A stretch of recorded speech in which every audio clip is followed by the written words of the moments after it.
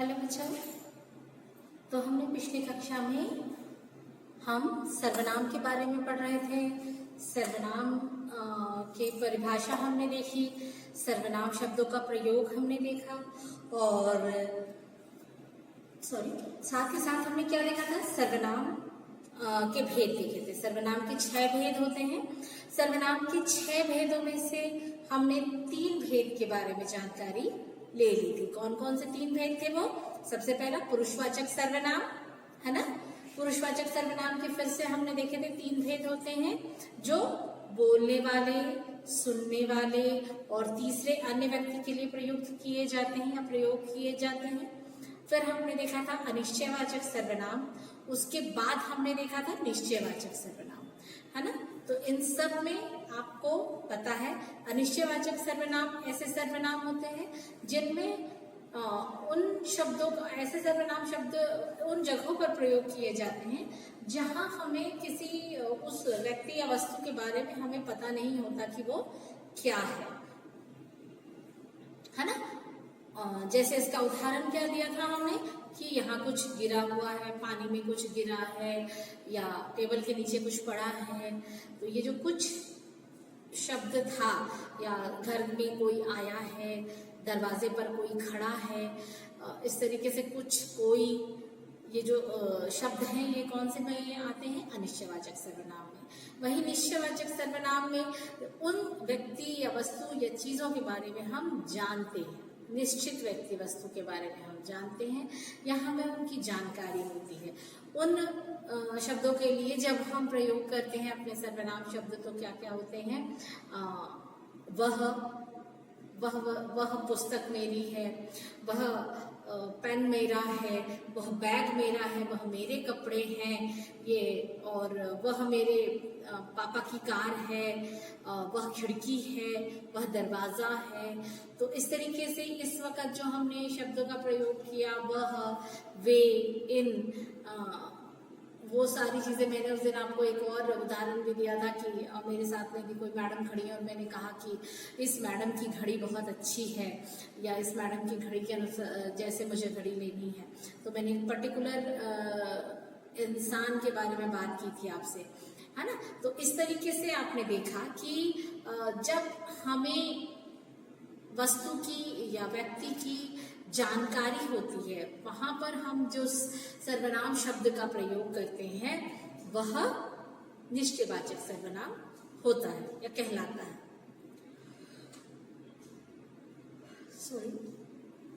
इसके बाद आगे हम पढ़ेंगे कि कौन से और सर्वनाम है या उनका प्रयोग हम कैसे करते हैं। तो उसके बाद चौथा सर्वनाम है आपका संबंधवाचक सर्वनाम। अब संबंधवाचक सर्वनाम में, जैसे कि आप फिर से नाम से आपको मेरे ख्याल से समझ में आ रहा होगा, ये है चौथा अपना संबंधवाचक सर्वनाम। संबंधवाचक सर्वनाम, है ना।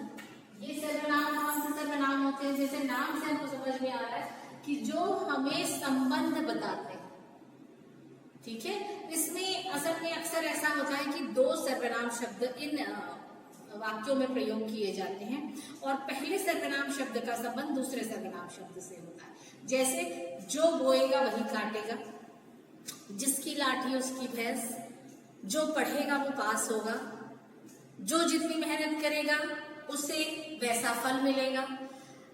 तो इस तरीके से हमने जो और वो, जो 2 शब्द लिए, ये 2 शब्दों के बीच में आपस में संबंध है। जो बोएगा वही काटेगा, समझ आ रहा है आपको? तो जो बोएगा वही काटेगा, मतलब जो अपना काम करेगा उसे उसके काम के हिसाब से फल मिलेगा। तो दोनों में आप देख रहे हैं संबंध है, दोनों शब्दों में संबंध है। तो यहाँ पर जो सर्वनाम है वह संबंधवाचक सर्वनाम है ना। तो उसके हिसाब से ही जो सर्वनाम शब्द संज्ञा या सर्वनाम का अन्य संज्ञा या सर्वनाम से संबंध बताते हैं, वे संबंधवाचक सर्वनाम शब्द कहलाते हैं। ठीक, तो जो सर्वनाम, सॉरी, जो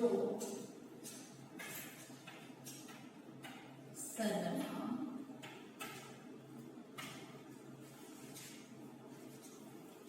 शब्द संज्ञा या सर्वनाम से संज्ञा या सर्वनाम का अन्य संज्ञा, अन्य संज्ञा या सर्वनाम से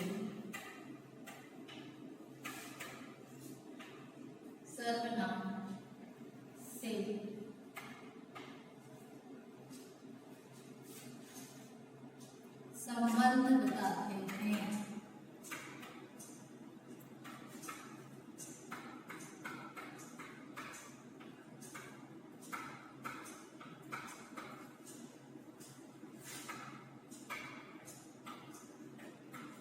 वे शब्द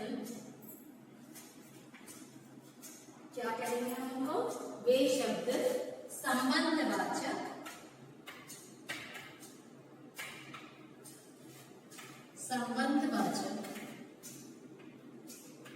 सर्वनाम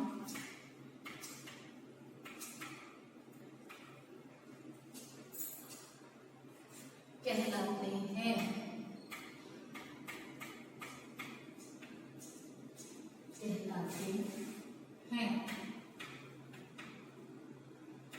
जैसे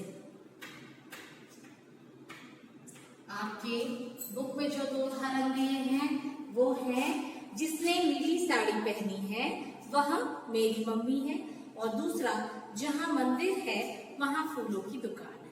यहाँ भाई आप देख रहे हैं कि यही चीजें बोली जा रही हैं कि जिसने नीली साड़ी पहनी है। बच्ची दो औरतों की तरफ इशारा करते हुए बता रही है कि जिसने नीली साड़ी पहनी है वह मेरी मम्मी है, और वही एक बच्चा यह बता रहा है कि जहाँ मंदिर है वहाँ फूलों की दुकान है। तो जहाँ और वहाँ और जिसने वह, तो ये जो दोनों में आपस में संबंध है ये क्या है?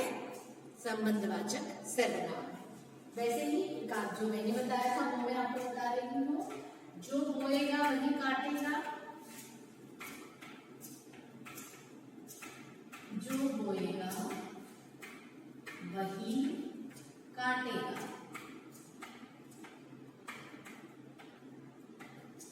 या इसके अलावा और भी, जिसकी लाठी उसकी भैंस, इस तरीके से बहुत सारे मुहावरे भी इसमें आप लिख सकते हैं। ठीक है, तो ये सारी चीजें आप उदाहरण के तौर पर इस्तेमाल भी कर सकते हैं। ठीक, ओके। तो ये हुआ यहाँ पर जिसने वे जहाँ वहाँ शब्द संबंधवाचक सर्वनाम है। अब उसके बाद पांचवा है आपका प्रश्नवाचक सर्वनाम। पांचवा शब्द क्या है आपका? प्रश्नवाचक सर्वनाम।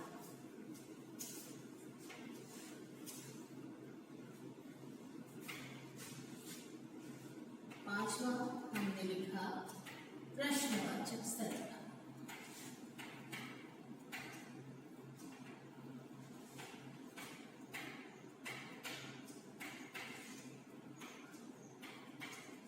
ठीक है ना? प्रश्नवाचक सर्वनाम में क्या होगा? नाम से ही आपको पता चल रहा है कि जिन सर्वनाम शब्दों की सहायता से हम प्रश्न करेंगे, है ना, या प्रश्न पूछने के लिए जिन सर्वनाम शब्दों का प्रयोग करेंगे वे सर्वनाम शब्द हमारे क्या कहलाएंगे? प्रश्नवाचक सर्वनाम शब्द कहलाएंगे। तो चलिए लिख लेते हैं इसे कि जिन सर्वनाम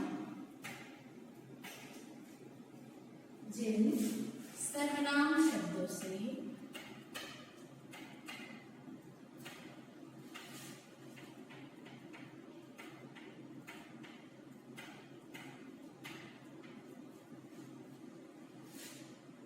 या जिन सर्वनाम शब्दों का प्रयोग, ये जिन सर्वनाम शब्दों का प्रयोग किसमें करते हैं आप?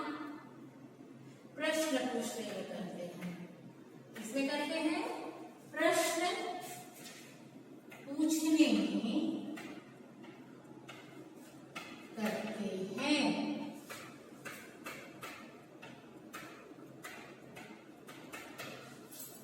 ठीक है, उन्हें प्रश्नवाचक सर्वनाम कहते हैं।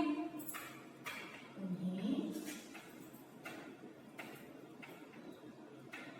प्रश्नवाचक सर्वनाम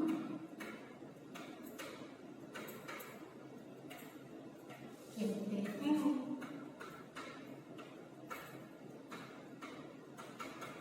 जैसे तुम कौन हो। ठीक है, जैसे तुम कौन हो, तुम क्या पढ़ रहे हो, तुम क्या कर रहे हो, तुम कहाँ जा रहे हो, तुम कब आओगे, तुमने क्या खाना खाया, क्या तुम रात तक जगने वाले हो।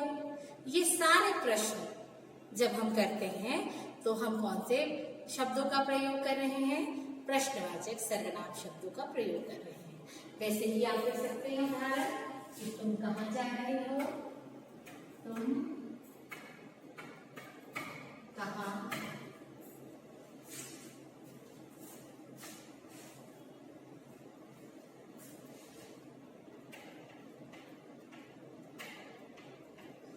कहाँ जा रहे हो।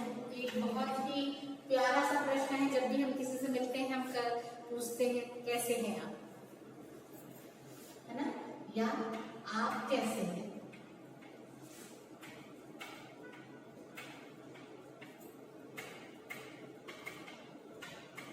तो ये सारे जो हैं आपके क्या है? प्रश्नवाचक सर्वनाम शब्द है। ठीक है, इसके बाद है आपका निजवाचक सर्वनाम शब्द। अब निजवाचक, निज खुद के लिए, स्वयं के लिए, अपने लिए।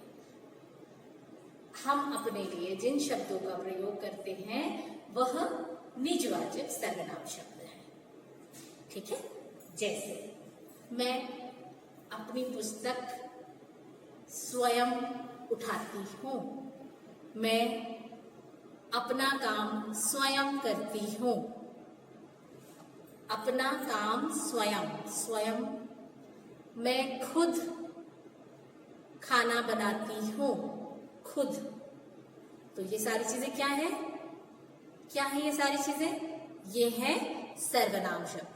तो निजवाचक सर्वनाम में क्या आएगा कि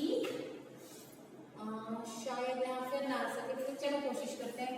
छठवां और आखिरी सर्वनाम है आपका निजवाचक सर्वनाम।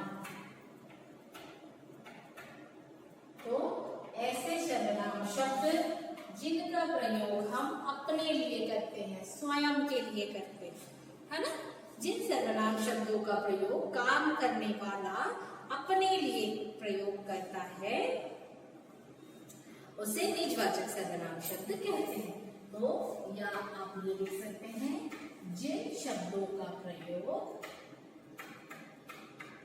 जिन शब्दों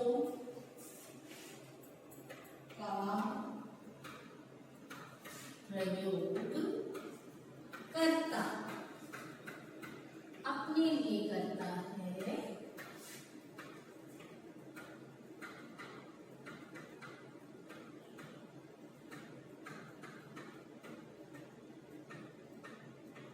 अपने लिए करता है, उसे क्या कहते हैं?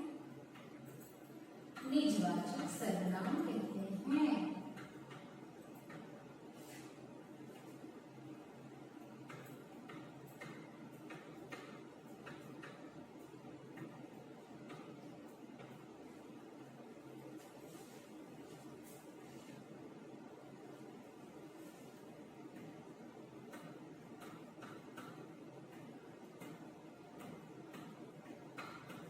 उदाहरण फिर से हम दूसरे वाले में देखेंगे।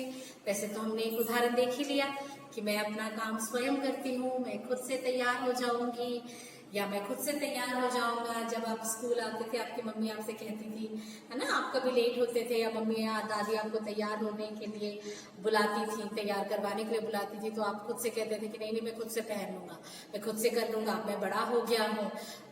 आप अपना बैग जमाने के लिए जब मम्मा कहती थी तब भी आप कहते थे नहीं नहीं मम्मा मैं कर लूंगा अपने आप से, या कर लूंगी मैं अपने आप से, या मैं अपना काम खुद करती हूँ। तो अपनी चीजें मैं खुद उठा कर रखती हूँ अच्छे जगह पर और सही जगह पर। तो इस तरीके से जब हम चीजों का प्रयोग करते हैं और कहते हैं, तो हम जिन सर्वनाम शब्दों का प्रयोग कर रहे हैं यहाँ पर, वो कौन से सर्वनाम शब्द हैं? निजवाचक सर्वनाम शब्द हैं। ठीक है, तो चलिए फिर से उदाहरण लिख लेते हैं हम इसके। उदाहरण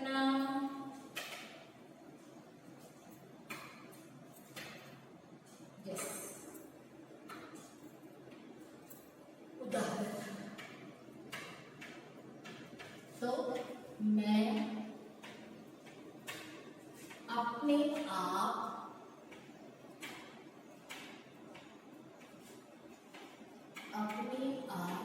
चली जाऊंगी।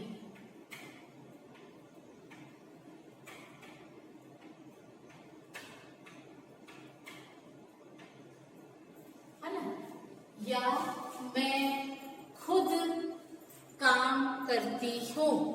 ये भी यदि मैं लिखूं कि मैं खुद काम करती हूँ।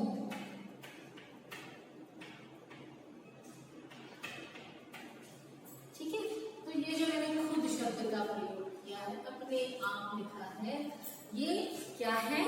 निजवाचक सर्वनाम है। ठीक है, तो अब हमने क्या क्या जान लिया कि अच्छा, अब ये भी देख लेते हैं कि कौन कौन से उदाहरण आपकी बुक में दिए हैं। तो सबसे पहला दिया हुआ है, जैसे दो बच्चे या दो स्टूडेंट आपस में बात कर रहे हैं क्लास में, जिसमें ब्लैक बोर्ड पे एक प्रश्न लिखा हुआ है कि गाय के कितने सिंग होते हैं, और एक दूसरा बच्चा उसकी हेल्प करने के लिए आया है, लेकिन वो क्या कर रहा है? एक बच्चा हेल्प करने आया, लेकिन वो क्या कहती है? नहीं, इस प्रश्न का उत्तर मैं अपने आप लिखूंगी और मैं बोतल में पानी खुद भरूंगी। है ना, तो इस तरीके का प्रयोग कर रहे हैं। तो आप जानते हैं कि ये सारे क्या हैं?